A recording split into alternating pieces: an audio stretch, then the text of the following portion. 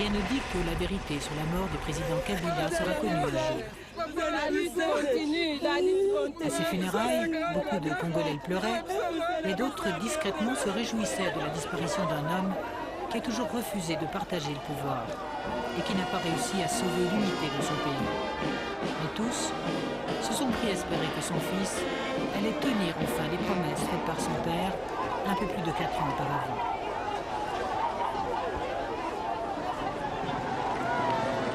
Ces 4 dernières années ont été parmi les plus dramatiques que le Congo ait connues de toute son histoire.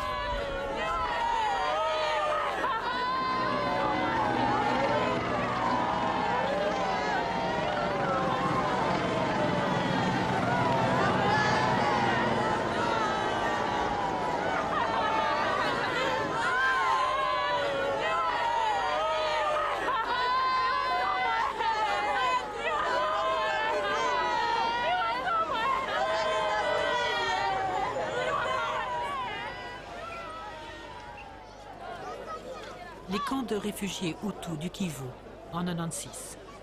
2 millions de personnes en avaient fait de véritables villes. En octobre de cette même année, le Rwanda les bombarde et 4 mois plus tard, les camps ne sont plus que cendres.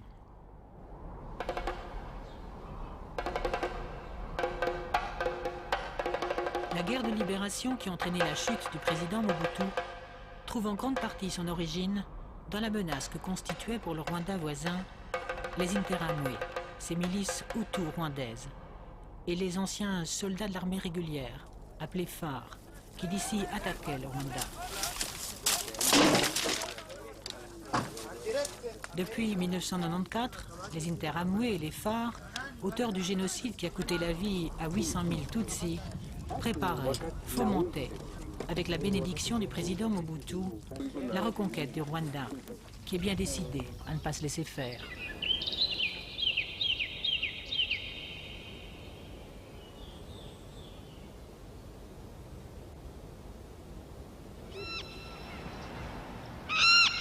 Pour les en empêcher, en octobre 1996, le Rwanda et l'Ouganda ont mis en selle l'AFDL, l'Alliance pour la libération des forces démocratiques du Congo-Zaïre. Une rébellion anti-Mobutu qui fera de Goma sa première capitale. Dans la première zone libérée du pays, un espoir prudent s'installe du jour au lendemain. Un certain Kabila tient la vedette et donne à l'Alliance son image congolaise.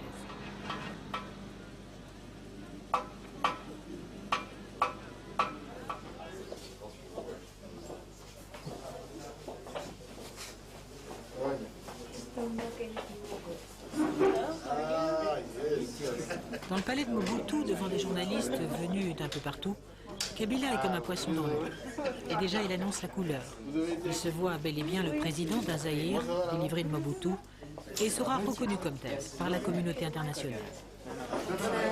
Je viendrai en Belgique pour défendre notre position devant le peuple. Ça, c'est le scoop. Quand? À quelle date? Mais il faut qu'on me facilite les choses. Je vais discuter avec mes amis. Vous sollicitez une invitation, là? Kabila est depuis les années 60 un chef de maquis marxiste. Rare opposant à avoir toujours refusé les offres de Mobutu, quelles qu'en soient les séductions financières et politiques. À ses côtés, le commandant Massassou, un homme discret que personne n'interroge, mais qui est pourtant le chef d'état-major de l'Alliance. Un militaire au départ légal de Kabila. Déjà, un des 4 fondateurs vient d'être assassiné avec son accord. Massassou ne sait pas qu'il est voué au même sort. L'heure est au bonheur de l'avance militaire. Monsieur le Président, les forces de l'Alliance comprendront 4300 hommes de plus le 18 mars. Est-ce que vous pouvez nous dire actuellement combien d'hommes vous disposez en tout Nous avons encore un travail devant nous, je crois. Le nombre de soldats que nous avons n'intéresse que l'ennemi. Alors puis-je leur donner l'occasion de savoir combien nous avons? Dans le Kivu, Anselme Massassou est chargé de l'enrôlement des Katogo, petits soldats en Swahili. Et des milliers de gamins vont quitter l'école pour libérer Kinshasa.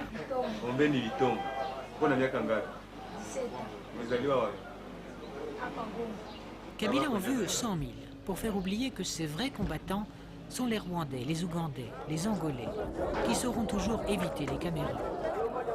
Bizarrement, Kabila, réputé pour sa peur viscérale de l'attentat, fera une confiance absolue à quelques-uns de ses cadogos dont il ne se séparera jamais. En février 1997, rares sont ceux qui connaissent cet homme de 56 ans que Che Guevara avait rencontré dans son maquis 30 ans plus tôt. Aujourd'hui, un même objectif soude les Congolais, les Rwandais, les Ougandais, abattre Mobutu. Mais on se demande si le vrai pouvoir n'est pas aux mains de ces puissants étrangers qui ont permis à Kabila de mener la rébellion. J'aurais voulu que ces messieurs-là s'inquiètent du rôle de la France, de la Belgique et des mercenaires dans ce pays. Le Rwanda, le Burundi, je ne sais pas si vous avez cité le Burundi ou l'Ouganda. Mais pourquoi s'inquiéter d'eux? Ils n'ont pas fait le malheur de ce pays pendant 31 ans. Qui ont fait le malheur de ce pays? Ils ne peuvent pas ne pas être nos amis politiques parce que nous avions le même ennemi. Mais tout le malheur ici a été amené par des pays comme la France, la Belgique et les autres. Ce n'est pas par ces petits pays-là qui n'ont rien à vouloir ici, hein, qui ont été provoqués à partir d'ici par le régime de Mobutu. Ils ont été constamment déstabilisés en partant de ces territoires. À ce moment-là, les premiers massacres de réfugiés hutus rwandais commencent à l'Est.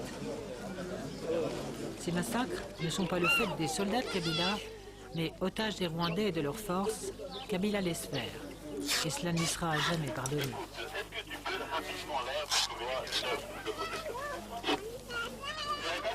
Ici, il y a trop de morts, donc les gens qui viennent chercher à manger, on les tue comme ça. Et puis, on ne comprend pas comment on les tue. Les militaires rwandais, les Tutsis. Les Tutsis, ce sont les Batus de Kagame qui viennent.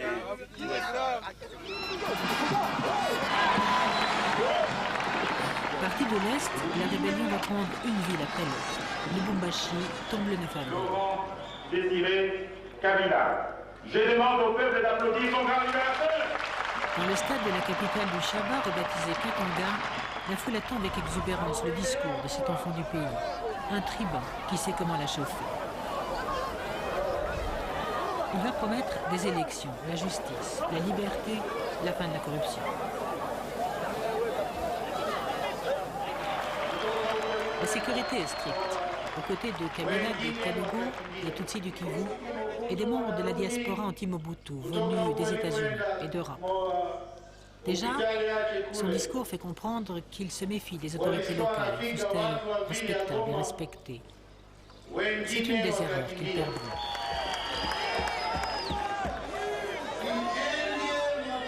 Il a mal débuté sa campagne, donc il fallait associer les gens du MPR qui ont bien travaillé dans le MPR. Prenons l'exemple du maire, le maire de la ville de Lubumbashi. Il a bien travaillé, ça on est d'accord pour tout le monde, donc il faut le garder. Parce que maintenant il nous amène des gens qu'on ne connaît même pas. Comment est-ce que nous allons les accepter? Parce que plus tard ça sera parfois une folie de grandeur. C'est ça mon idée maîtresse. Kabila ne perd pas de temps. Il faut financer la guerre. À peine arrivé à Lubumbashi, il signe un contrat d'1 milliard de dollars avec une firme canadienne, American Mineral Field, qui croit réaliser ce jour-là l'affaire du siècle. Elle s'engage à retaper la mine de cuivre de Kipushi. Mais Kabila, devenu président, reniera sa signature, sans état d'âme apparent. Le gouverneur fraîchement nommé de la province, cousin de Kabila, mais plus liégeois que katangais, profite de la solennité du moment pour donner une leçon de morale kabiliste. L'heure des corrompus, de tous ceux qui ont bousillé l'économie est révolue.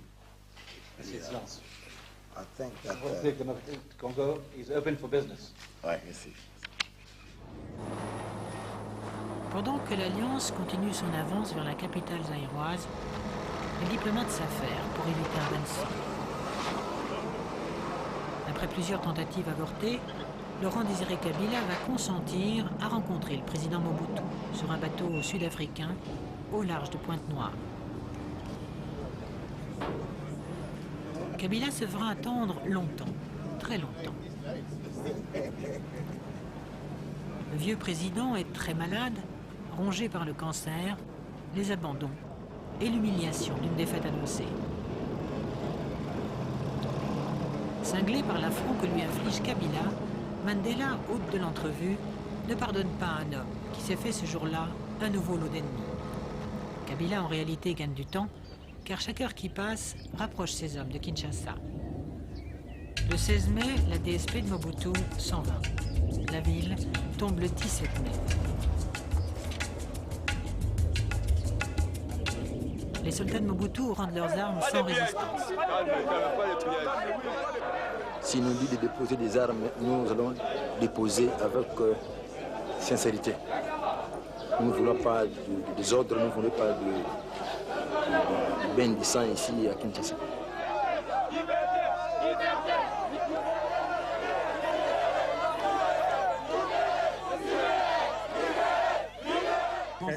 La joie immense. On était des esclaves, maintenant nous sommes libérés. Les premiers arrivés dans Kinshasa ont été des Kadogo éberlués, qui ne comprenaient même pas la langue de la ville. Il y aura beaucoup moins de morts qu'on ne pouvait le craindre. Le jour de la libération, les Kinois espéraient voir leur président, mais il est toujours à Lubumbashi. Les constitutionnalistes ont préparé un discours qu'il lira à la télévision, et Kabila va sidérer tout le monde en changeant l'essentiel. Il décide que la FDL, entendez pour lui le Congo, n'a plus qu'un chef. Le président de l'AFDEL, M. Laurent Désiré Kabila, assume à partir de ce jour les fonctions du chef de l'État de la République démocratique du Congo. Kabila, en réalité, craint Kinshasa, sa nouvelle capitale. Regardez bien cette image. Tous les pions d'un futur échec et mat sont en place. À gauche, le ministre des Affaires étrangères et le numéro 2 de l'Alliance.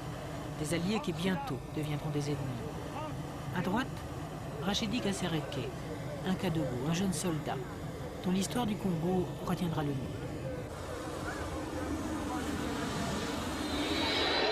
Moi,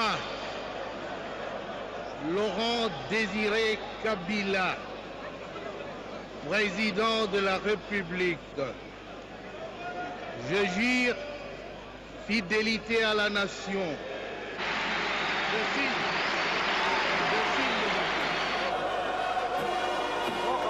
Quand le président autoproclamé prête serment quelques jours plus tard, le stade de Kinshasa est couvert.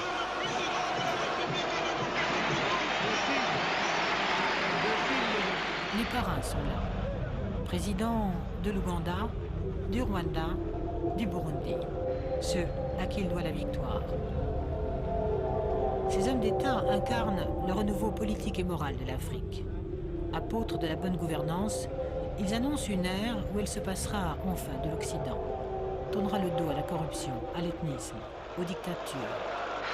On ne voit pas ce jour-là que déjà le discours de Kabila à Lubumbashi a suscité chez ses alliés des tensions, des interrogations. Les Kinois et leur président vont faire connaissance. Ils veulent croire au changement, et les premiers mois de Kabila vont leur donner raison, car la vie quotidienne va enfin changer. D'abord, et le soulagement est général dans les quartiers, dans le pays, la sécurité est enfin presque assurée. On commence à voir les transports publics, les impôts sont collectés et vont dans les caisses de l'État qui, cependant, n'aura jamais de budget. Il n'a pas non plus de cadre institutionnel. Une grande réforme monétaire est entreprise. Les billets de Mobutu sont détruits et remplacés par un nouveau franc congolais. L'inflation est jugulée. Mais les points noirs sont préoccupants. Les partis politiques, les manifestations sont interdites. Le nouveau président, comme son prédécesseur, va se mettre à dos les associations congolaises de défense des droits de l'homme. Les massacres de réfugiés Hutus le privent de toute aide internationale digne de ce nom. Parce qu'il a rencontré l'Américain Jesse Jackson, un envoyé spécial du président Clinton, le chef du grand parti d'opposition